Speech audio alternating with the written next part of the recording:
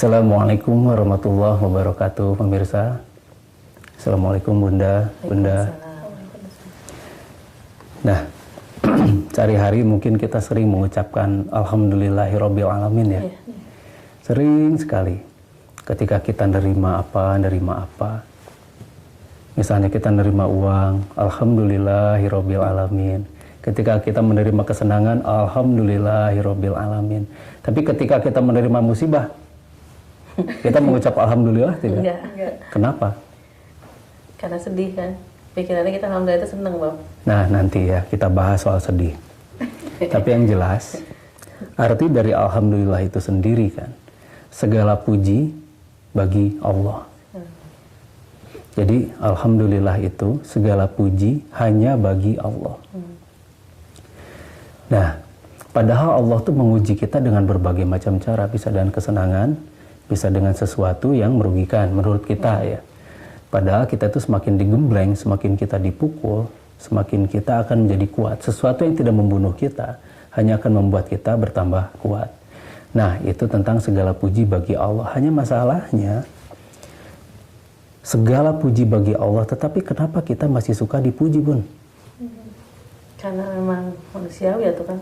Nah, itu dia. Kita bersembunyi di balik kata manusiawi. Padahal Allah, dan kita sudah berikrar pada Allah Subhanahu wa Ta'ala bahwa segala puji hanya bagi Allah. Kenapa kita bersembunyi di balik kata manusiawi itu? Betul. Belum tentu loh orang lain tidak sesadar kita, misalnya gitu kan. Belum tentu orang lain misalnya dia suka dipuji, tapi yang satu dia sadar bahwa segala puji itu hanya bagi Allah, kok kita tidak berhak untuk dipuji. Kita itu sama sekali tidak berhak untuk dipuji karena kita sudah berikrar, Alhamdulillah segala puji bagi Allah.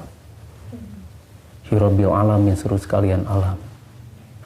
Jadi sekarang begini, ketika anak kita katanya dalam tanda kutip punya prestasi, prestasinya itu di dalam pelajarannya dia ranking ke-1 misal begitu di antara yang lain, apa yang terjadi? Piagamnya kita pajang kan, piagam kita pajang.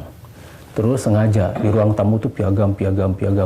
Besar-besar. Coba, tujuannya apa? Bangga. Pepujian kan. Nah, itu. Tujuannya kan hayang kapuji, bangga gitu kan. Nah, pertanyaan sekarang bangga dengan sombong bedanya apa? Gitu. Antara bangga dengan sombong itu sangat tipis sekali, bahkan bisa dikatakan tidak ada bedanya. Begini, misalnya kita bangga. Bangga kita menyebut-nyebut apa yang kita banggakan tidak? Disebut-sebut kan? Anak kita disebut-sebut, wah anak kita ranking pertama. Sombong disebut-sebut gak? Sama, sebut-sebut juga. Terus bangga dengan kemampuan kita. Kita menunjukkan kemampuan kita pada orang lain tidak? Iya, siapa dulu ibunya, siapa dulu bapaknya gitu. Iya, padahal anak mah pinter sorangan gitu. Pinternya sendiri. Nah, begini, segala puji bagi Allah. Mengapa kita haus pujian sedangkan kita sendiri mengatakan bahwa segala puji itu bagi Allah? Kita tidak berhak untuk dipuji. Karena sekali lagi segala puji hanya bagi Allah. Nah, kita bersolek. Bersolek, ini ibu-ibu nih, Bunda. Bersolek.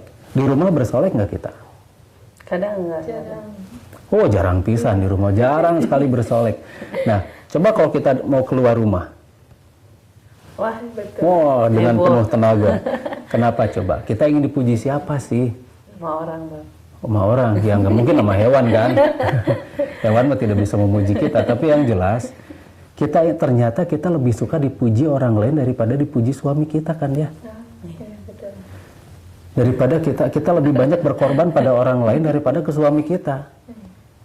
Jadi ternyata di kepala kita orang lain itu jauh lebih berharga daripada suami.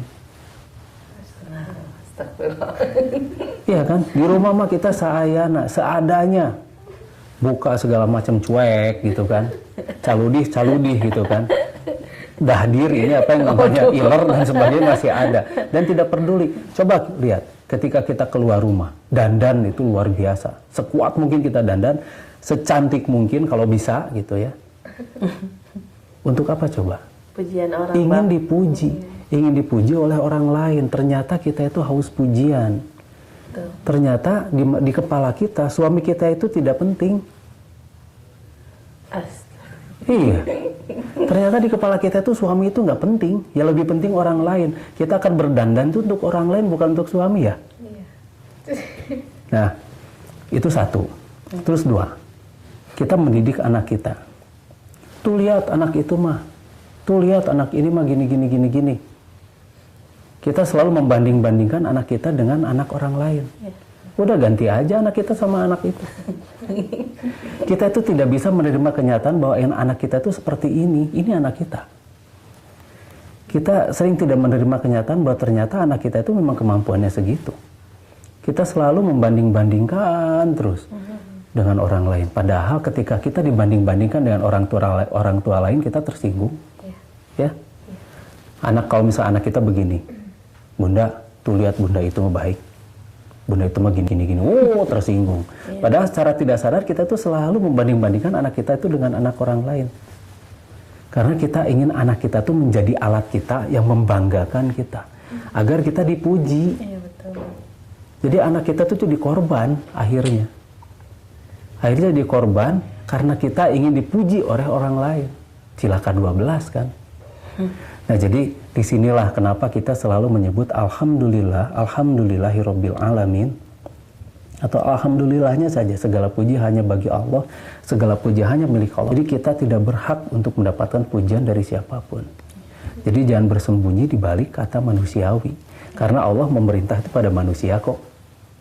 Allah tuh jauh lebih mengetahui daripada kita sendiri sebagai manusia. Apabila Allah mengatakan bahwa segala puji hanya milik Allah, itulah hak Allah. Jangan dilanggar hak Allah. Nah, mudah-mudahan bermanfaat. Wassalamualaikum warahmatullahi wabarakatuh. Waalaikumsalam.